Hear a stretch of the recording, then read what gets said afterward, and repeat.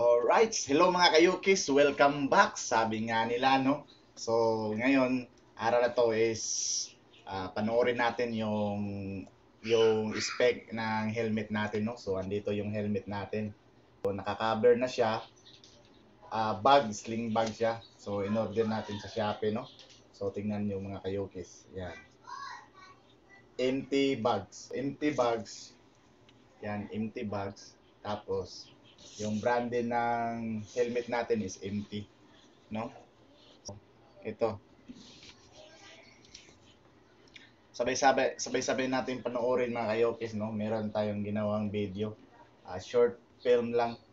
So, ito yung mukha ng helmet natin mga kayokis. Yan, side view. Tapos, yung front. Kita ba? Yung front. Saan ba yan? Tandangan nun. Yan mga kayokis. And sa kabila naman. Ito. So, yan mga kayukis. Yan.